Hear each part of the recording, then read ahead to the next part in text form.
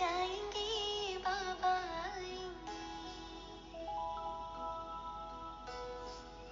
मेरे जन्मों के भाग आज जाग जाएंगे बाबा आएंगे। बाबा आएंगे आएंगे बाबा आएंगे। बाबा आएंगे आएंगे बाबा आएंगे। मेरे जन्मों के भाग आज जाग जाएंगे बाबा आएंगे। मेरे जन्मों के भाग आज जाग जाएंगे बाबा आएंगे।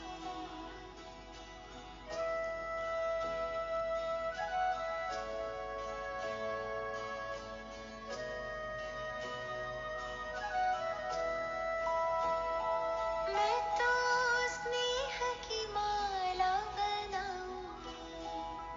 मैं तो स्नेह की माला बनाऊंगी। बड़े प्रेम से बाबा को पहनाऊंगी। 21 जन्मों का सुख बाबा बरसाएंगे बाबा आएंगे। 21 जन्मों का सुख बाबा बरसाएंगे बाबा आएंगे।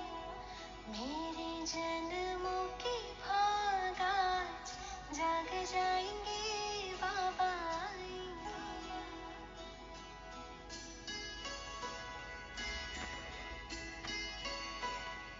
मेरे नैनों में मैं उनको बसाऊंगी। मेरे नैनों में मैं उनको बसाऊंगी। दिल तख्त पर उन्हें मैं बिठाऊंगी। मेरे प्राण से भी प्यारे बाबा आएंगे आएंगे बाबा आएंगे। मेरे प्राण से भी प्यारे बाबा आएंगे आएंगे बाबा आएंगे। मेरे जन्मों के भाग आज जाग जाएंगे बाबा आएंगे।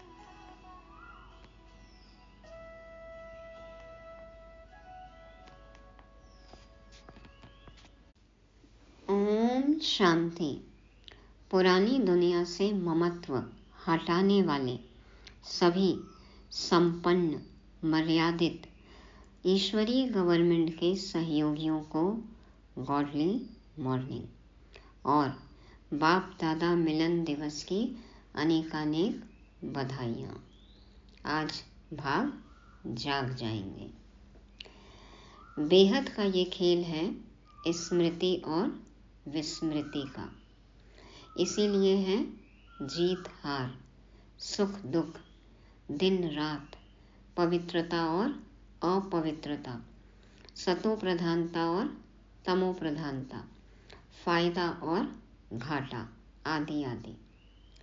आज ब्रह्मा बाबा अपने बनारस के अनुभव भी सुनाते हैं, जिसमें यज्ञ का आदि इतिहास छुपा हुआ है। तो बहुत ही रोचक बातें हैं जो हम जानेंगे। राम रावण का परिवार, क्या है इनका भविष्य? अलग है या एक जैसा है? क्या समझते हैं? आज इस पर भी मनन चिंतन करेंगे।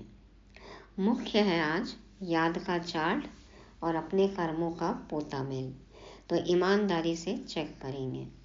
सुनते हैं अव्यक्त दिवस पर साकार शिव भगवान वाच। मीठे बच्चे, अपनी जांच करो कि कितना समय बाप की स्मृति रहती है, क्योंकि स्मृति में है ही फायदा, विस्मृति में है घाटा। चेक करना है कितना समय हम बाबा की याद में रहते हैं। जितना समय हम याद में हैं तो कमाई हो रही है, हर सेकंड हर पल, तो फायदा ही फायदा है। और उसके विपरीत यदि हम भूल गए बाबा को तो घाटा है, क्योंकि हम उस समय याद करके कमा सकते थे। कमा नहीं रहे हैं, मना गवा रहे हैं, घाटा है। तो स्मृति है कमाई, फायदा, विस्मृति है घाटा, नुकसान। प्रश्न है, इस पाप आत्माओं की दुनिया में कौन सी बात बिल्कुल असंभव है और क्यों? ऐसा क्या है जो हम सोच ही नहीं सकते कि इस पाप की दुनिया में वो है?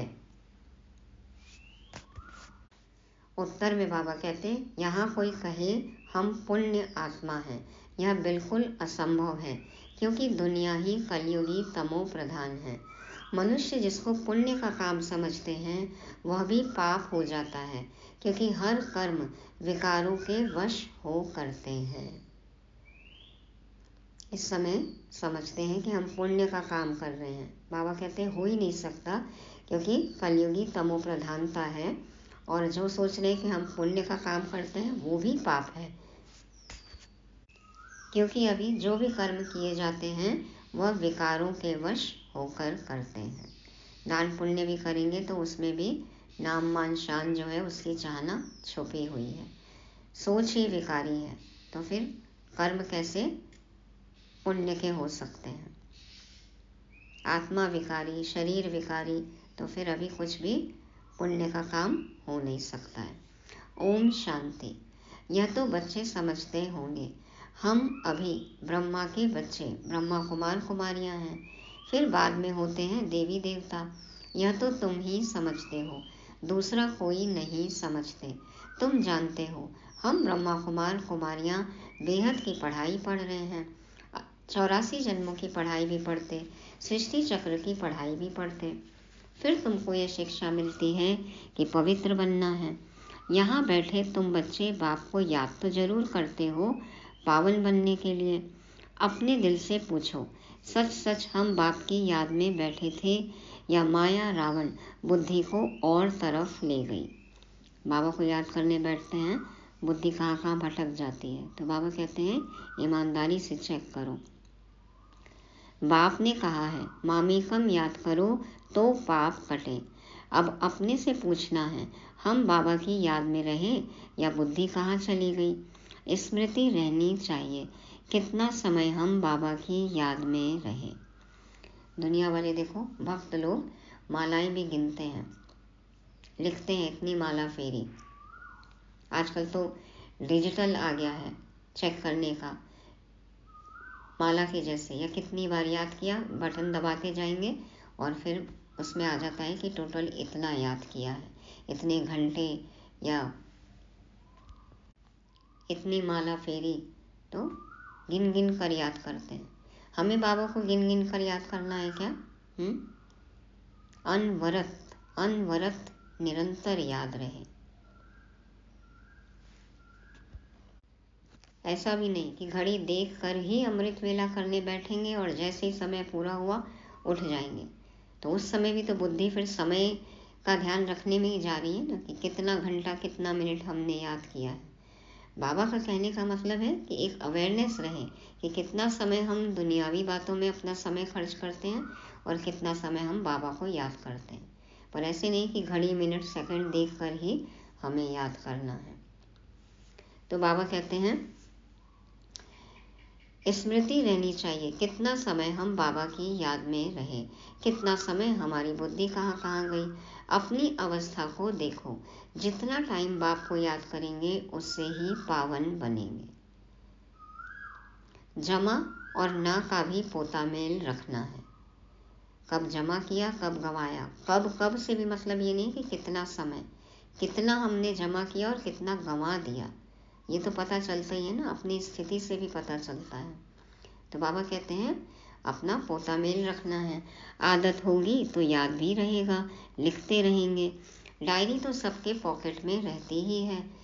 जो भी व्यापार वाले होते हैं उन्हों की है हद की डायरी, तुम्हारी है बेहद की डायरी। बेहद की डायरी, हाँ, खो जाओ, बाबा की याद में समा जाओ। बाबा कहते हैं तो तुमको अपना चार्ट नोट करना है, बाप का फरमान है, धंधा आदि सब कुछ करो परंतु कुछ समय निकाल मेरे को याद करो। कई तो अलार्म लगा के ही योग करने बैठते हैं। योग में गुम हो गए, जितने समय याद में रहे, जब लौट कर आए फरिश्ते बनकर इस धरा पर, तब देखें कि हाँ कितना समय हुआ। ये नहीं कि अलार्म बजा और फिर बस योग बंद कर दिया। तो बाबा कहते हैं तुम्हारी है बेहद की डायरी, तो तुमको अपना चार्ट नोट करना है। बाप का फरमान है, धंधा आदि सब कुछ करो, परंतु कुछ समय निकाल मेरे को याद करो। अपना पोता मेल को देख, फायदा बढ़ाते जाओ। हाँ, स्क्रीन टाइम होता है ना, चेक करें कितना स्क्रीन टाइम है। तो ये सब बातों में स्क्रीन टाइम आ जाता है, मोबाइल पे आ जाता है कि किस ऐप पे कितना समय बिताया। अब जो बाकी बचता है, क्या उतने समय हम बाबा को याद किए हैं, या और बातों में बुद्धि है? तो अपनी स्थिति देख लें, अवस्था देख लें, हलचल में आ रहे हैं, नहीं आ रहे हैं, अचल अडोल है, उससे ही समझ में आ जाएगा कि हमारी याद पक्की है या नहीं है। दुखी फील कर रहे हैं मतलब बाबा की याद नहीं है। सदा सुख की अवस्था में हैं, सदा शांत हैं, सदा खुश हैं, सुकून है, मतलब याद है, निरंतर है, स्मृति है। तो बाबा कहते हैं बाप का फरमान है, धंधा आदि सब कुछ करो, परंतु कुछ समय निकाल मेरे को याद करो। अपने पोता मेल को देख, फायदा बढ़ाते जाओ, घाटा न डालो। तुम्हारी युद्ध तो है ना, सेकंड में फायदा, सेकंड में घाटा, झट मालूम पड़ता है हमने फायदा किया या घाटा। तुम व्यापारी हो ना, कोई बिरला यह व्यापार करे। कोई बिरला ही ऐसा होगा जो पूरे फायदे का व्यापार करता है। पूरा फायदा मतलब निरंतर याद करता है, हर सेकंड याद करता है। स्मृति से है फायदा, विस्मृति से है घाटा। यह अपनी जांच करनी है। जिनको ऊंच पद पाना है उनको तो ओना रहता है। देखें हम कितना समय विस्मृति में रहे, चिंता रहेगी, फिक्र रहेगी, देखेंगे कि हमने कहाँ समय अपना व्यर्थ किया। यह तो तुम बच्चे जानते हो, हम सब आत्माओं का बाप पतित पावन है। हम असल आत्माएं हैं, अपने घर से यहाँ आए हैं। यह शरीर लेकर पाठ बजाते हैं। शरीर विनाशी है, आत्मा अविनाशी है। संस्कार भी आत्मा में रहते हैं। बाबा पूछते हैं, हे आत्मा याद करो, इस जन्म के छोटेपन में कोई उल्टा काम तो नहीं किया है, याद करो। 3-4 वर्ष से लेकर याद तो रहती है, हमने छोटेपन में कैसे बिताया है, क्या क्या किया है। कुछ एक समय के बाद की कुछ कितने वर्ष हो गए, 3-4 साल के हैं, 8-10 साल के हैं, उसके बाद से तो याद रहता है ना कि हमने क्या गलत किया, क्या सही किया। तो याद करना है, बाबा को बताना है क्या उल्टा काम किया, क्या सुलटा काम किया। जो उल्टा किया उसके लिए माफ़ी मांगनी है। तो बाबा कहते हैं कोई भी बात दिल अंदर खाती तो नहीं है, चेक करो, याद करो। सतयुग में पाप कर्म होते ही नहीं, तो पूछने की बात नहीं रहती। यहाँ तो पाप होते ही हैं। मनुष्य जिसको पुण्य का काम समझते हैं वह भी पाप ही है। यह है ही पाप आत्माओं की दुनिया। तुम्हारी लेन देन भी है पाप आत्माओं से। पुण्य आत्मा यहाँ है ही नहीं। पुण्य आत्माओं की दुनिया में फिर एक भी पाप आत्मा नहीं। पाप आत्माओं की दुनिया में एक भी पुण्य आत्मा नहीं हो सकती। जिन गुरुओं के चरणों में गिरते हैं वह भी कोई पुण्य आत्मा नहीं है। यह तो है ही कलयुग, सो भी तमो प्रधान, घोर कलयुग कहते हैं ना। तो ऐसे समय में जिनके पाँव पे झुक रहे हैं, बाबा कहते हैं वो भी कोई पुण्य आत्मा नहीं है। तो इसमें कोई पुण्य आत्मा होना ही असंभव है। तमो प्रधान कलयुग है। पुण्य आत्मा बनने लिए ही बाप को बुलाते हैं कि आकर हमको पावन बनाओ, पावन आत्मा बनाओ। ऐसे नहीं कोई बहुत दान पुण्य आदि करते हैं, धर्मशाला आदि बनाते हैं तो वह कोई पुण्य आत्मा है नहीं। शादियों आदि के लिए हॉल आदि बनाते हैं, यह कोई पुण्य थोड़ी है, वो तो अपनी कमाई के लिए बनाते हैं। दान पुण्य कर रहे हैं, नामाचार के लिए कर रहे हैं। तो यह समझने की बातें हैं। यह है रावण राज्य, पाप आत्माओं की आसुरी दुनिया। इन बातों को सिवाय तुम्हारे और कोई नहीं जानते। रावण भल है परंतु उनको पहचानते थोड़ी हैं। शिव का चित्र भी है, परंतु पहचानते नहीं हैं। बड़े बड़े शिवलिंग आदि बनाते हैं, फिर भी कह देते नाम रूप से न्यारा है, सर्वव्यापी है। इसलिए बाप ने कहा है, यदा यदा ही धर्मस्य ग्लानिर्भवति भारत। तो भारत में ही शिव बाबा की ग्लानि होती है। इतनी पूजा पाठ भी करते हैं, धर्म ध्यान भी करते हैं, ग्लानि भी करते हैं। जो बाप तुमको विश्व का मालिक बनाते हैं, तुम मनुष्य मत पर चल उनकी कितनी ग्लानि करते हो। जैसा सुनते आए वही कहते ही रहते हैं, सर्वव्यापी है। तो मनुष्य मत और ईश्वरीय मत का किताब भी है ना, एक किताब है, उसमें है मनुष्य मत क्या है, ईश्वरीय मत क्या है। यह तो तुम ही जानते हो और समझाते हो। हम श्रीमत पर देवता बनते हैं, रावण मत पर फिर आसुरी मनुष्य बन जाते हैं। मनुष्य मत को आसुरी मत कहा जाएगा। आसुरी कर्तव्य ही करते रहते हैं। मूल बात ईश्वर को सर्वव्यापी कह देते। कच्छ अवतार, मत्स्य अवतार, तो कितने आसुरी छीछी बन गए हैं। 24 अवतार, 12 अवतार, कछुए में, मछली में, कंकड़ पत्थर भित्तर, किसने नहीं कहा परमात्मा को। हाँ, देखो कैसे आसुरी छीछी बन गए। तुम्हारी आत्मा कच्छ मत्स्य अवतार नहीं लेती, मनुष्य तन में ही आती है।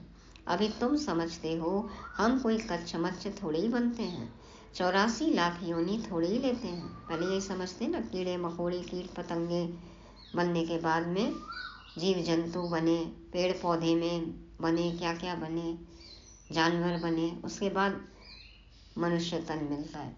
बाबा कहते हैं नहीं, अभी तुमको बाप की श्रीमत मिलती है। बच्चे, तुम 84 जन्म लेते हो, 84 और 84 लाख का क्या परसेंटेज कहेंगे। झूठ तो पूरा झूठ, सच की रत्ती नहीं। कहाँ 84 और कहाँ 84 लाख कह दिया। देखो पूरा ही झूठ है। बाबा कहते हैं सच की एक रत्ती भी नहीं है, जरा भी सच नहीं है। इनका भी अर्थ समझना चाहिए। लख 84 की बात थी ना, सिंधी में कहते हैं लख 84, लख माना अपने 84 जन्मों को देखो जानो, तो उसको लाख कह दिया। बाबा कहते हैं इसका अर्थ समझना चाहिए। भारत का हाल देखो क्या है। भारत सचखंड था, जिसको हेवन ही कहा जाता था। आधा कल्प है राम राज्य, आधा कल्प है रावण राज्य। रावण राज्य को आसुरी संप्रदाय कहेंगे। कितना कड़ा अक्षर है। आधा कल्प देवताओं का राज्य चलता है। बाप ने समझाया है, Lakshmi Narayan the first, the second, the third कहा जाता है। जैसे एडवर्ड फर्स्ट सेकंड होता है ना, जैसे लंदन में भी देखो फर्स्ट सेकंड थर्ड, राजाई घराने में सब कहते हैं। Prince Charles first second, queen Victoria, हाँ, तो ये सब में बाबा कहते हैं जैसे फर्स्ट सेकंड चलता है। पहली पीढ़ी फिर दूसरी पीढ़ी ऐसे चलती है। तुम्हारा भी पहले होता है सूर्यवंशी राज्य, फिर चंद्रवंशी। बाप ने आकर ड्रामा का राज भी अच्छी रीति समझाया है। तुम्हारे शास्त्रों में यह बातें नहीं थी। कोई कोई शास्त्रों में थोड़ी लकीरें लगाई हुई हैं, परंतु उस समय जिन्होंने पुस्तक बनाए हैं उन्होंने कुछ समझा नहीं है। शास्त्रों में भी बाबा कहते हैं ना, कुछ गीता में है तो आटे में नमक जितनी सच्चाई है। किसी शास्त्र में कुछ लकीर है, लेकिन उसका क्या अर्थ है ये लिखने वालों को भी नहीं पता, और आगे जिन्होंने समझाया उनको भी नहीं पता। तो बाबा आकर इन सब चीज़ों का हमें पासवर्ड देते हैं, सही ज्ञान देते हैं, सही बताते हैं, फिर हमारी बुद्धि का ताला खुलता है। कुछ लिखा हुआ भी था थोड़ा बहुत, तो उसका पासवर्ड नहीं पता था, तो कैसे जानते। तो बाबा कहते हैं, बाबा भी जब बनारस गए थे उस समय यह दुनिया अच्छी नहीं लगती थी। वहाँ सारी दीवारों पर लकीर बैठ लगाते थे। जब शिव बाबा की प्रवेशता होने को थी उसके कुछ समय पहले से ही दादा लेख राज जी की मनस्थिति क्या थी, क्या वो अनुभव करते थे। क्योंकि शिव बाबा ही तैयार कर रहे थे ना, जिस तन में आना है उसको तैयार भी तो करेंगे पहले। तो बाबा आज अपना अनुभव शेयर कर रहे हैं कि बाबा भी जब बनारस गए थे उस समय यह दुनिया अच्छी नहीं लगती थी। वहाँ सारी दीवारों पर लकीर बैठ लगाते थे, बाप यह सब कराते थे, परंतु हम तो उस समय बच्चे थे ना, पूरा समझ में नहीं आता था। बस कोई है जो हमसे यह कराता है। विनाश देखा तो अंदर में खुशी भी थी। रात को सोते थे तो भी जैसे उड़ते रहते थे, परंतु कुछ समझ में नहीं आता था। ऐसे ऐसे लकीरें खींचते रहते थे। कोई ताकत है जिसने प्रवेश किया है। इसी तरह से शास्त्रों में भी कुछ लकीरें हैं, कुछ चित्र हैं, कुछ सिंबल्स बने हुए हैं, लेकिन उनका अर्थ क्या है ये किसी को नहीं पता। तो बाबा कहते हैं, दादा लेख राज जी बाबा की प्रवेशता के कुछ समय पहले से उनमें भी, उनके परिवार वालों ने भी नोट किया कि उनमें थोड़ा बहुत चेंज आ रहा है। उन्हें एकांत अच्छा लगता है। वो परिवार से दूर जाकर बगीचे में बैठते हैं, बैकयार्ड में बैठते थे, पेड़ों के नीचे बैठते थे, कुछ सोचते थे, लिखते थे, दीवारों पर लिखते थे, डायरी में लिखते थे। तो बाबा कहते हैं जब आगे समझ में आया कि शिव बाबा की प्रवेशता है और इस तरह से सब कुछ होगा, तो बाबा अपना पिछला बता रहे हैं कि उस समय हमें नहीं समझ में आता था कि ये क्या हो रहा है मेरे साथ, लेकिन अब तो सारी पिक्चर क्लियर है कि कराने वाला कौन था, शिव बाबा। तो बाबा कहते हैं ऐसे ऐसे लकीरें खींचते रहते थे। कोई ताकत है जिसने प्रवेश किया है। हम वंडर खाते थे, पहले तो धंधा आदि करते थे, फिर क्या हुआ, कोई को देखते थे और झट ध्यान में चले जाते थे। कहता था यह क्या होता है, जिसको देखता हूँ उनकी आंखें बंद हो जाती हैं। पूछते थे क्या देखा, तो कहते थे वैकुंठ देखा, कृष्ण देखा। बाबा भी जिस आत्मा को देखते थे, जहाँ दृष्टि जाती थी उनकी जिन आत्माओं पर, वो आत्माएं भी ध्यान में चली जाती थी। तो जब उनसे उनका अनुभव पूछा जाता था तब वो बताते कि हमने ऐसे ऐसे देखा, वैकुंठ देखा, कृष्ण देखा। यह भी सब समझने की बातें हुई ना, इसलिए सब कुछ छोड़कर बनारस चले गए समझने लिए। जब ऐसा होने लग गया, बनारस गए तो भी हुआ, मुंबई में थे, कोलकाता में थे तब भी हुआ, कश्मीर में थे तब भी हुआ। तो बाबा फिर बनारस गए कि समझे अपने गुरुओं से क्या हो रहा है ये मुझे। तो सारा दिन बैठा रहता था, पेंसिल और दीवार और कोई धंधा ही नहीं। बेबी थे ना, बेबी थे, शिव बाबा के तो छोटे छोटे बेबी थे उस समय, शुरुआत थी। तो ऐसे ऐसे जब देखा तो समझा अब यह कुछ करना नहीं है, धंधा आदि छोड़ना पड़ेगा। खुशी थी, यह गदाई छोड़नी है। कलयुगी दुनिया की गदाई छोड़कर देखो सतयुगी दुनिया की राजाई पाली। तो रावण राज्य है ना, गदाई छोड़नी है। रावण पर गधे का शीश दिखाते हैं ना, तो ख्याल हुआ यह राजाई नहीं गदाई है। यहाँ पे जो खुद को भी राजा समझता है तो क्या है, वो राजा है या गधा है? हाँ, अभी राजाई है क्या? असली राजाई अभी है। भले ही सब अपने आप को राजा समझते हैं, लेकिन बाबा कहते तो गदाई है। गधा घड़ी घड़ी मिट्टी में लथेड़ कर धोबी के कपड़े सब खराब कर देता है। बाप भी कहते हैं तुम क्या थे, अब तुम्हारी क्या अवस्था हो गई है। बाबा इतना हमें श्रृंगारते हैं, दिव्य गुणों से सजाते हैं, ज्ञान रत्नों से सजाते हैं, और हम देखो कैसे धूल में, माया में, रावण की चपेट में, चंगुल में आकर मिट्टी में, देह अभिमान की मिट्टी में लोट पोट के क्या से क्या हो गए, कैसी अवस्था हो गई हमारी। यह बाप ही बैठ समझाते हैं और यह दादा भी समझाते हैं, दोनों का चलता रहता है। ज्ञान में जो अच्छी रीति समझाते हैं वह तीखे कहेंगे, नंबरवार तो है ना, तुम बच्चे भी समझाते हो। यह राजधानी स्थापन हो रही है, जरूर नंबरवार पद पाएंगे। आत्मा ही अपना पाठ कल्प कल्प बजाती है, सब एक समान ज्ञान नहीं उठाएंगे। यह स्थापना ही वंडरफुल है, दूसरे को स्थापना का ज्ञान थोड़े ही देते हैं। समझो सिख धर्म की स्थापना हुई, शुद्ध आत्मा ने प्रवेश किया, कुछ समय के बाद सिख धर्म की स्थापना हुई। उन्हों का हेड कौन? गुरु नानक, उसने आकर जप साहिब बनाया। पहले तो नई आत्माएं ही होंगी, क्योंकि पवित्र आत्मा होती है। पवित्र को महान आत्मा कहते हैं। जैसे जीसस क्राइस्ट की बॉडी में जीसस आए। गुरु नानक, धर्म स्थापक पतित तन में प्रवेश करते हैं, लेकिन आत्मा तो पवित्र है ना। स्थापना जो करती है वो आत्मा पवित्र, नई आत्मा। तो बाबा कहते हैं उन्होंने आकर जब साहिब बनाया, पहले तो नई आत्माएं होंगी, क्योंकि पवित्र आत्मा होती है। पवित्र को महान आत्मा कहते हैं। सुप्रीम तो एक बाप को कहा जाता है, वह भी धर्म स्थापना करते हैं तो महान कहेंगे, परंतु नंबरवार पीछे पीछे आते हैं। 500 वर्ष पहले एक आत्मा आई, आकर सिख धर्म स्थापन किया। उस समय ग्रंथ कहाँ से आएगा? कोई धर्म अभी चल रहा है तो सबसे पहले स्थापक आएंगे ना, बाद में फॉलोवर आते हैं, फिर उनकी शिक्षाओं का संकलन करते हैं, ग्रंथ बनता है, शास्त्र बनता है। तो जरूर सुखमनी जप साहिब आदि बाद में बनाए होंगे।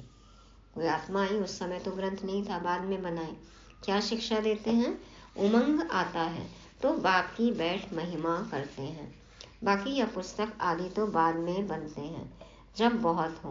पढ़ने वाले भी चाहिए ना।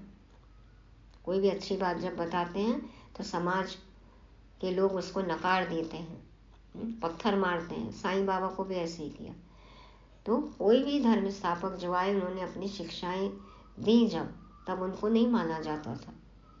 जीसस क्राइस्ट को देखो सूली पर चढ़ा दिया, और बाद में उनकी शिक्षाओं का संकलन है, बाइबल है, सब पढ़ रहे हैं। तो बाबा कहते हैं कि यह पुस्तक आदि तो बाद में बनते हैं, जब बहुत हो। पढ़ने वाले भी चाहिए ना। सबके शास्त्र पीछे बने होंगे। जब भक्ति मार्ग शुरू हो तब शास्त्र पढ़े। ज्ञान चाहिए ना। पहले सतो प्रधान होंगे, फिर सतो रजो तमो में आते हैं। जब बहुत वृद्धि हो तब महिमा हो और शास्त्र आदि बने, नहीं तो वृद्धि कौन करे? फॉलोअर्स बने ना। सिख धर्म की आत्माएं आवे जो आकर फॉलो करें, उसमें बहुत टाइम चाहिए। नई आत्मा जो आती है उनको दुख तो हो नहीं सकता, लॉ नहीं कहता। अभी तो वो नई आत्मा आई, उन्होंने कोई कर्म किया ही नहीं है, तो फिर उनको सुख दुख कैसे होगा? लॉ नहीं कहता। आत्मा सतो प्रधान से सतो रजो तमो में आवे तब दुख हो। लॉ भी है ना, यहाँ है मिक्सअप। रावण संप्रदाय भी है तो राम संप्रदाय भी है। अभी तो संपूर्ण बने नहीं हैं। संपूर्ण बनेंगे तो फिर शरीर छोड़ देंगे। कर्मातीत अवस्था वाले को कोई दुख हो ना सके, इसी शरीर में है। और अभी भी यदि हम कर्म के फल के प्रभाव से परे हैं, अतीत हैं, तो दुख का अनुभव नहीं होगा। रोएंगे नहीं, दुखी नहीं होंगे, बल्कि समझेंगे कि हमारा अकाउंट क्लियर हो रहा है। तो इस शरीर में रहते ही कर्मातीत अवस्था का अनुभव करना है। वैसे तो जब संपूर्ण बन जाएंगे, कर्मातीत हो जाएंगे, तो शरीर छूट जाएगा, लेकिन अपनी अवस्था अभी ऐसी बनानी है जैसे कि हम कर्मातीत। तो बाबा कहते हैं कर्मातीत अवस्था वाले को कोई दुख हो न सके, वह इस छीछी दुनिया में रह नहीं सकते, वह चले जाएंगे। बाकी जो रहेंगे वह कर्मातीत नहीं बने होंगे। सब तो एक साथ कर्मातीत हो नहीं सकते। जो नहीं बनेंगे कर्मातीत, जाना तो उनको भी पड़ेगा ना। मल विनाश होता है तो कुछ भी बचेंगे, कुछ बचेंगे भी, एकदम से तो सब नहीं जाएंगे। तो बाबा कहते हैं कुछ बचेंगे भी, भल विनाश होता है तो भी कुछ बचेंगे। प्रलय नहीं होती। ऐसा नहीं होगा कि परमधाम आत्माओं से खाली हो गया और धरती आत्माओं से खाली हो गई, ऐसा नहीं। जैसे ही वहां से अंतिम आत्मा उतरी, इधर से जाना चालू होगा। तो बाबा कहते हैं प्रलय नहीं होती। गाते भी हैं राम गयो रावण गयो। रावण का बहुत परिवार था। राम गयो रावण गयो, जाको बहु परिवार। बसे नगरी जीदाता धर्म का उपकार। तो रावण का बहुत बड़ा परिवार था, हमारा परिवार तो थोड़ा है। वह कितने ढेर धर्म हैं। वास्तव में सबसे बड़ा हमारा परिवार होना चाहिए, क्योंकि देवी देवता धर्म सबसे पहला है। लेकिन क्यों नहीं है? अभी तो सब मिक्सअप हुए हैं, तो क्रिश्चियन बहुत बन गए हैं।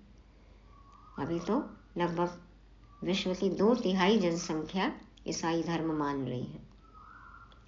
जहाँ मनुष्य सुख देखते हैं, पोजीशन देखते हैं, तो उस धर्म के बन जाते हैं। सुख सुविधा है, देखो धन है, तो उस धर्म को फॉलो करने लगते हैं। जब जब पोप आता है तो बहुत क्रिश्चियन बनते हैं, कन्वर्ट हो गए ना, क्रिश्चियन धर्म में कन्वर्ट कर लेते हैं। तो बाबा कहते हैं फिर वृद्धि भी बहुत होती है।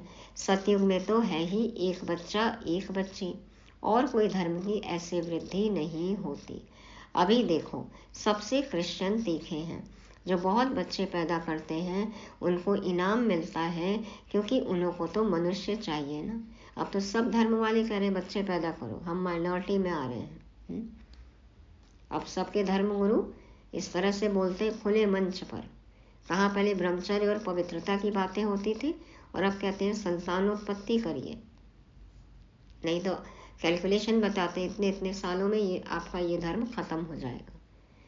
तो बाबा कहते हैं जो बहुत बच्चे पैदा करते हैं उनको इनाम मिलता है, क्योंकि उनको तो मनुष्य चाहिए ना। अब तो कई देशों की सरकारें हैं जो यही कह रही हैं, हमारे यहाँ तो बहुत वृद्ध लोग हैं, यंगस्टर्स कम हैं, तो हमारे को खतरा है, तो बच्चे पैदा करिए। देखो तमो प्रधानता है। तो बाबा कहते हैं उनको मनुष्य चाहिए ना, जो मिलिट्री लश्कर काम में आएगा। है तो सब क्रिश्चियन, रशिया अमेरिका सब क्रिश्चियन है। एक कहानी है, 2 बंदर लड़े, माखन बिल्ला खा गया। स्वर्ग का माखन तो हमारे भाग्य में है ना। यह भी ड्रामा बना हुआ है। आगे तो हिंदू मुसलमान इकट्ठे रहते थे, जब अलग हुए तब पाकिस्तान की नई राजाई खड़ी हो गई। यह भी ड्रामा बना हुआ है। 2 लड़ेंगे तो बारूद लेंगे, धंधा होगा। बड़े बड़े देश क्या करते हैं, छोटे छोटे देशों को आपस में लड़वाएंगे, अपना सामान बेचेंगे। तो ऊंच से ऊंच उनका यह धंधा है, परंतु ड्रामा में विजय की भावी तुम्हारी है। कोई कुछ भी कर ले, जीत किसकी है, हमारी है, ऐसा निश्चय 100% सर्टेन है। तुम्हें कोई भी जीत नहीं सकते। शिव भगवान वाच है, हमें कोई भी नहीं जीत सकता, हम विजयी आत्मा हैं। बाकी सब खत्म हो जाएंगे। तुम जानते हो नई दुनिया में हमारा राज्य होगा, जिसके लिए ही तुम पढ़ते हो, लायक बनते हो। तुम लायक थे, अब न लायक बन पड़े हो, फिर लायक बनना है।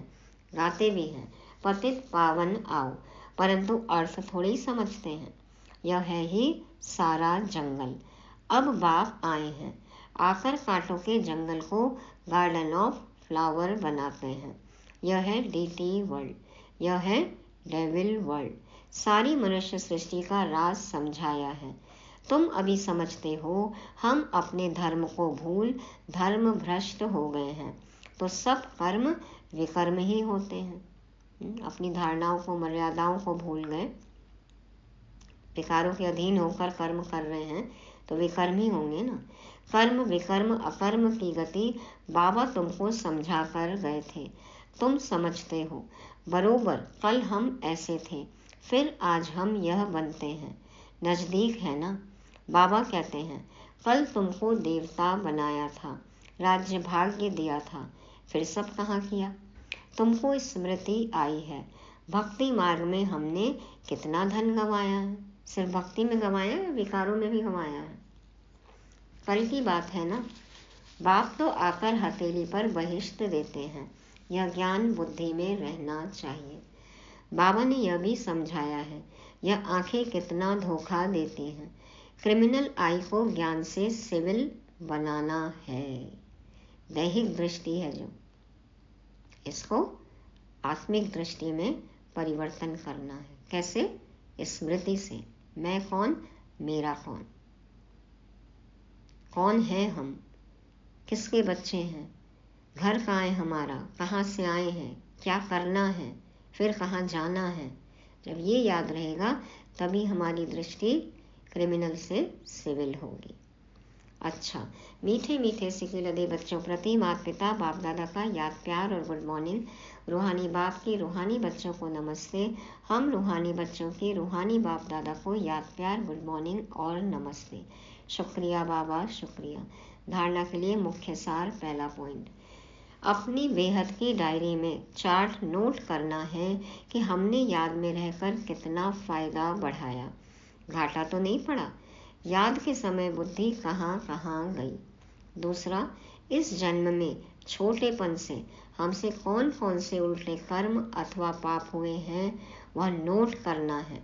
जिस बात में दिल खाती है उसे बाप को सुनाकर हल्का हो जाना है। अब कोई भी पाप का काम नहीं करना है। पुराने की माफ़ी मांगनी है और नया न करने का वादा पक्का करना है, प्रतिज्ञा करनी है। वरदान है, कर्म बंधन को सेवा के बंधन में परिवर्तन कर सर्व से न्यारे और परमात्मा प्यारे भव। कर्म बंधन को सेवा के बंधन में परिवर्तन कर सर्व से न्यारे और परमात्मा प्यारे भव। बाबा कहते हैं ना, उसको सेवा का संबंध बना लो। जो संबंध अभी बंधन लग रहे हैं, समझो सेवा के लिए संबंध में आए हैं। तो बाप दादा कहते हैं, परमात्मा प्यार ब्राह्मण जीवन का आधार है, लेकिन वह तब मिलेगा जब न्यारे बनेंगे। लौकिक संबंधों से, लौकिक बंधनों से जब न्यारे बनेंगे, कैसे समझे कि सेवा के संबंध है, तब बाबा के प्यारे बनेंगे। अगर प्रवृत्ति में रहते हो तो सेवा के लिए रहते हो। कभी भी यह नहीं समझो कि हिसाब किताब है, कर्म बंधन है, लेकिन सेवा है। ये समझो सेवा है। सेवा के बंधन में बंधने से कर्म बंधन खत्म हो जाता है। सेवा भाव नहीं तो कर्म बंधन खींचता है। जहाँ कर्म बंधन है वहाँ दुख की लहर है। सेवा के बंधन में खुशी है। इसलिए कर्म बंधन को सेवा के बंधन में परिवर्तन कर न्यारे प्यारे रहो तो परमात्मा प्यारे बन जाएंगे। हमें बाबा ने परिवार के ये सदस्य हैं, ये आत्माएं हैं, इनके सेवा के लिए नियुक्त किया है। इस भाव से जब हम अपना कर्म करेंगे, जिम्मेवारी निभाएंगे, सेवा का संबंध बनाएंगे, कर्म बंधन को सेवा का बंधन बना लेंगे, बाबा कहते हैं न्यारे हो जाओगे और प्यारे हो जाओगे, दुख की लहर आ नहीं सकती। स्लोगन, श्रेष्ठ आत्मा वह है जो स्व स्थिति द्वारा हर परिस्थिति को पार कर ले। श्रेष्ठ आत्मा वह है जो स्व स्थिति द्वारा हर परिस्थिति को पार कर ले। स्व स्थिति कैसे बनेगी? सदा आत्मिक स्थिति और परमात्मा अनुभूति। आत्मा जब परमात्मा की याद में रहेगी निरंतर, स्व स्थिति अचल अडोल रहेगी, और अचल अडोल है तो कैसी भी परिस्थिति हो पार कर लेंगे। तो ये थी आज की मुरली। अव्यक्त मिलन मनाएंगे आज, और जब तक अव्यक्त मुरली आए तब तक साकार मुरली के पॉइंट रिवाइज करेंगे। पहली बात, स्मृति विस्मृति। दूसरा, पुण्य आत्मा पाप आत्मा। तीसरा, क्रिमिनल सिविल आई। चौथा, न्यारा प्यारा। और पांचवा, स्वस्थिति परिस्थिति। ओम शांति। भोलेनाथ को मैं भोग लगाऊंगी, भोलेनाथ को मैं भोग लगाऊंगी।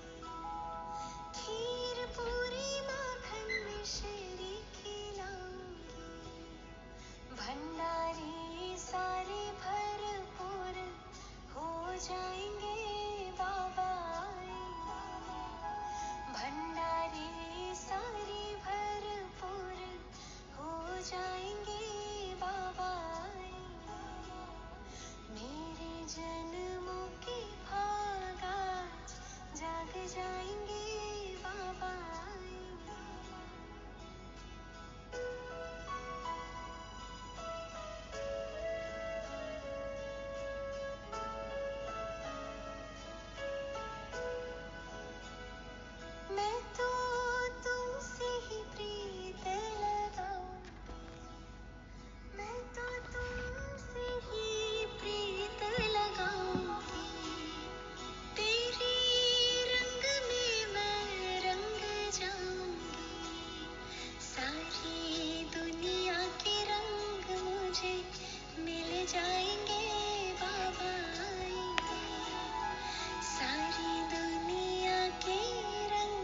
मुझे मिल जाएंगे, बाबा आएंगे, बाबा आएंगे, आएंगे, बाबा आएंगे, बाबा आएंगे, आएंगे, बाबा आएंगे। मेरे जन्मों के भाग आज जाग जाएंगे, बाबा आएंगे।